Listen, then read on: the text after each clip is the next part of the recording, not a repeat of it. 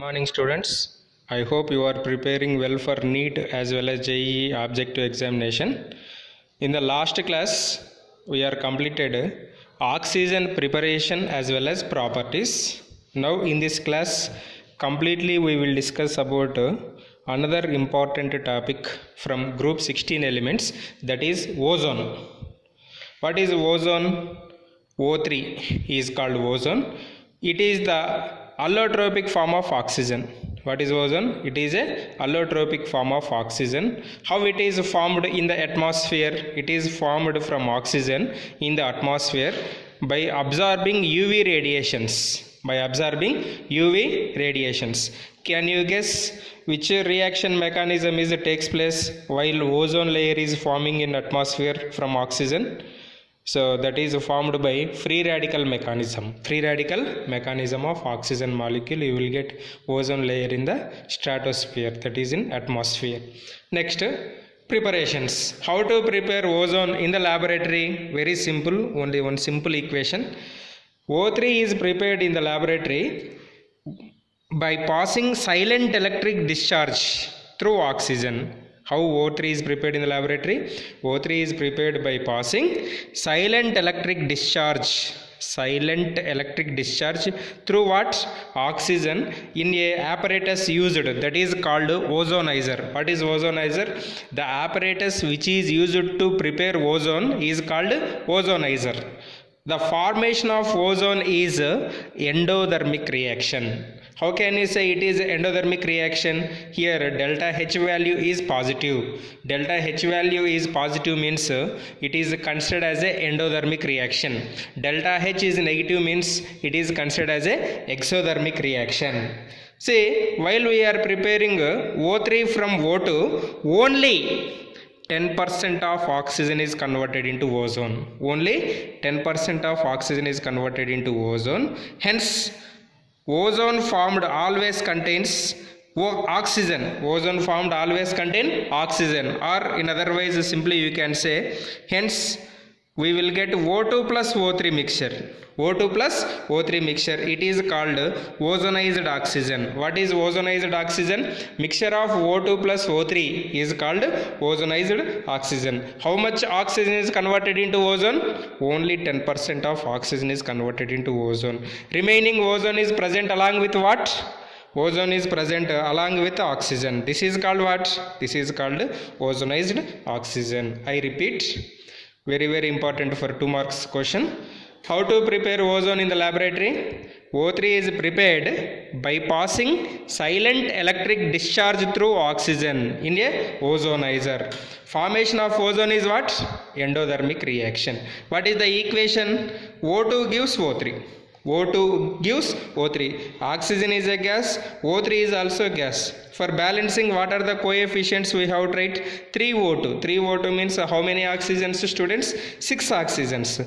To get 6, what is the coefficient we have to take product side? 2. So that's why balanced equation is 3O2 gives 2O3. So this is a preparation of ozone in the laboratory. Next, physical properties of ozone. These physical properties of ozone are very important for objective examination, particularly for statement type questions. So now we will discuss what are the important physical properties of ozone. Pure ozone is a pale blue color gas. What is the color of pure ozone?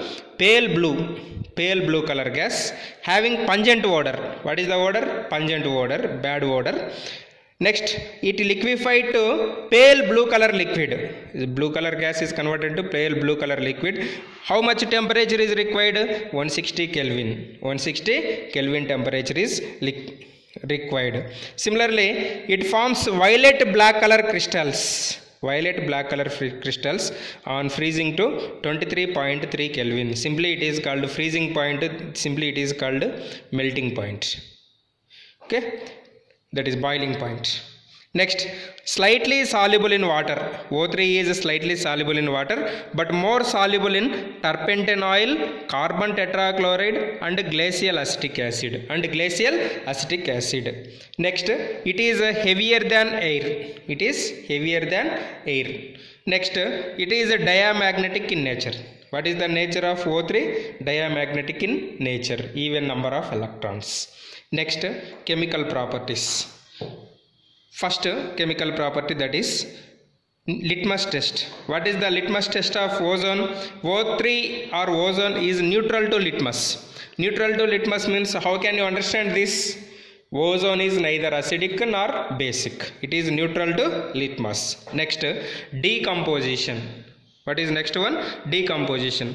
So what happens if ozone undergoes decomposition? If ozone undergoes decomposition in the presence of 473 Kelvin temperature and in the presence of catalyst either MnO2 or platinum black or copper oxide, we will get oxygen gas. That is reverse of formation of ozone. Decomposition of O3 gives what? O2. Decomposition of O3 gives O2.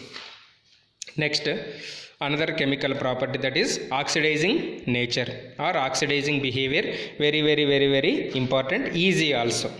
See, oxidizing power of O3 is weaker than fluorine. Please remember, this is important. The strongest oxidizing agent in the entire periodic table is fluorine. After fluorine, the oxidizing power is highest for O3. What is the first strong oxidizing agent? F2. After F2, what is the next strong oxidizing agent? O3. Okay. Oxidizing power of O3 is weaker than F2 but stronger than H2O2 or KMnO4. These are also strong oxidizing agent, but when compared to these two, O3 is only strong oxidizing agent. How can you say O3 is a strong oxidizing agent? Very simple. Ozone decomposes to give oxygen and nascent oxygen. If any substance undergoes decomposition and gives nascent oxygen, it is considered as a strong oxidizing agent. How many nascent oxygen atoms we will get by decomposition of 1 mole of O3? 1 mole of O3 gives 1 mole of nascent oxygen. 1 mole of O3 gives 1 mole of nascent oxygen. Hence, in all oxidation reactions, 1 mole of O3 consumed, 1 mole of O2 is formed, and 1 mole of nascent oxygen is also formed. How can you say O3 is involved in oxidizing reactions? By liberation of nascent oxygen. Now we will discuss different oxidizing properties of ozone. First oxidizing property, that is O3 oxidizes lead sulfide to lead sulfate. O3 oxidizes lead sulfide to lead sulfate. What is lead sulfide? PbS. Oxidizes lead sulfide to lead sulfate, that is PbSO4. Actually, how to write a balancing equation? You see, very simple. How many oxygens we have? See, during oxidizing reactions, what is the byproduct formed? O2. So compulsory you will get O2 as a byproduct. Now we have how many oxygens? 4 plus 2 6. 6 means 2. But this equation is wrong. So why this equation is wrong? Now we will discuss. See, consider PbS is converted into what? Lead sulfide to lead sulfate, PbSO4. So this is the conversion. Now balance this reaction. How many oxygens we have? Right side 4 oxygens. Left side we don't have any oxygens. Right 4 oxygens, 4 nascent oxygens. So this is the equation, balanced equation. Now come to O3. O3 on decomposition gives what? O2 plus O, nascent oxygen. So compare these two equations. In this equation, how many nascent oxygens we have? 4. Here we have only 1. So to equalize these nascent oxygens and these nascent oxygens, we have to multiply this reaction with 4. Then what happened? This reaction with 4 na, so 4O3 gives 4O2 plus 4 nascent oxygens. See here, nascent oxygens are present opposite side. We will get cancellation. Still any cancellations? No cancellations. PbS plus 4O3 gives PbSO4 plus 4O2. So this is the reaction PbSO4 plus 4O2, but you won't get 2O3. This is wrong equation. Why this is wrong? I give an explanation here. I explained here also. You please once watch this one. Next, so in examination they may ask how many moles of O3 is required to oxidize 1 mole of lead sulfide into lead sulfate. You have to say 4, not 2. Next, similarly, it oxidizes Ki to iodine. Ki to iodine. Ki means potassium iodide, moist potassium iodide to iodine. So this is the reaction. Ki plus moist means it contains water, na? So that's why moist Ki to iodine means 2Ki plus H2O plus O3 gives iodine common. O2 is also common. In oxidizing reactions, what is the common product? Common byproduct we will get O2. So potassium and H2O is formed in the form of KOH. This is the another product. This is the main product. Next, it oxidizes silver to silver oxide. Silver to silver oxide. What is the silver oxidation state? 0. Here what is the silver oxidation state? +1. That means it is losing 1 electron. That electron is gained by what? O3. So that's why oxygen is O3 is involved in oxidizing reactions. Next, O3 is oxidizes mercury to mercurous oxide. What is mercury formula? Hg. Hg plus O3 gives Hg2O plus O2. So here what is the oxidation state of Hg? 0. Here what is the oxidation state of Hg? Same, +1, losing 1 electron. See, this reaction is very, very important. You don't have these reactions in your NCERT book. So please remember, we know very well what is mercury. So mercury does not sticks on the walls of the container or walls of the test tube, whatever you take. But the dissolution of Hg2O, mercurous oxide in Hg, loses its meniscus. Meniscus means it's generally mercury has which type of meniscus? Mercury has see this type of meniscus. This is loses when it is forms or when it is react with O3 and forms as a Hg2O and starts to sticking to the sides of glass container. Actually mercury won't sticks, but sticks when it is react with O3. This is called tailing of mercury. What is tailing of mercury? The dissolution of Hg2O in Hg loses its meniscus and sticks to walls of the container. This is called tailing of mercury. Tailing of mercury is nothing but mercury loses its properties. That is called tailing of mercury. However, the meniscus can be regained by shaking it with water. Again for this Hg2O, if you add water, again you will get original mercury. So this is called tailing of mercury. Tailing of mercury takes place with what? Mercury with O3. Mercury with O3. Next, addition reactions. Already these addition reactions we discussed in alkenes and alkynes under hydrocarbons in first PUC group unit 13th unit. See, simply I am writing, when O3 react with unsaturated compounds like alkenes and alkynes, it forms a intermediate compound. What is that one? That is called ozonide. These ozonides on further hydrolysis in the presence of zinc, what happen? You will get different carbonyl compounds. You please once watch properties of alkenes and alkynes, particularly ozonolysis reactions, so you can understand. So these are the addition reactions of ozone. So which type of hydrocarbons react with ozone? Unsaturated hydrocarbons, not saturated hydrocarbons. Next, depletion of ozone layer. This is also we discussed in environmental chemistry, ozone layer. So how depletion of ozone layer takes place? Very simple. O3 react with NO, nitric oxide, present in the, so this nitric acid is released from the jet planes and converts into NO2. Where O3 converts into O3 means the percentage of O3 in the ozone layer is decreases. If the percentage of O3 in ozone layer decreases, what happen? The ozone layer strength is decreases. Its density is decreases. That is called depletion of ozone layer or ozone holes. So how ozone holes takes place?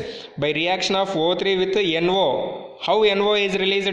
NO is released from jet planes or from refrigerants. This NO is converted into what? NO2. O3 is converted into what? O2. Like that, depletion of ozone layer takes place by free radical mechanism. It is also free radical mechanism. So these are the chemical properties of ozone. Next, estimation of ozone, important for objective. When O3 react with excess of Ki, already we discussed here this reaction. What happened? This excess of Ki solution buffered with borate buffer, iodine is liberated. Yes, iodine is liberated. Same reaction. This iodine is titrated against standard solution of sodium thiosulfate. Sodium thiosulfate means Na2H2O3. Sodium thiosulfate. It gives what? Sodium tetrathionate. It gives sodium tetrathionate and sodium iodide. So how much amount of sodium tetrathionate, that is depends on how much amount of ozone is we are taken. How much amount of ozone we are taken. Suppose here Na2S4O6 formed is more, automatically we can say the given compound contains more and more amount of O3. So this is the test for ozone. Next, structure. Ozone has a angular or bent structure or inverted V structure. So in ozone, central oxygen, here this is not lone pair, this is the central oxygen. Central oxygen undergoes sp2 hybridization. Central oxygen undergoes sp2 hybridization. What is the bond order in ozone? Can you guess? Even it is important for chemical bonding also. Now I will say how to calculate the bond order. In these, imagine in these two structures. So if you want to calculate bond order of this left side oxygen and central oxygen, means this oxygen, in this structure how many bonds we have? One bond only na, between these two oxygens. In this structure how many bonds we have? Two bonds. By total resonance structures are 2. So that is 3/2. So 3/2 is the bond order in O3 molecule. So what is the bond order? 3/2. 3/2 is the bond order. Next, uses of O3. What are the uses of O3? Used as a germicide and disinfectant. So used as a, it is poisonous in nature, no? So that's why it is used as a germicide and disinfectant. It is used for sterilizing water. What is sterilizing water? To killing harmful bacteria and virus in the water that we can treat by with ozone. Sterilization of water takes place. Next, used for bleaching oils, oil paintings. So bleaching of oils and oil paintings. Used in manufacture of artificial silk and synthetic camphor. Manufacture of artificial silk and synthetic camphor. Also used to locate multiple bonds based on addition reactions. Next, this is important for objective. A mixture of O3 and C2N2 is known as cyanogen. It is used as a rocket fuel. Can you guess C2N2 structure? If you write C2N2 structure, please identify number of sigma and pi bonds. Total number of sigma and pi bonds in that structure. So in the next class I will reveal the answer for this question.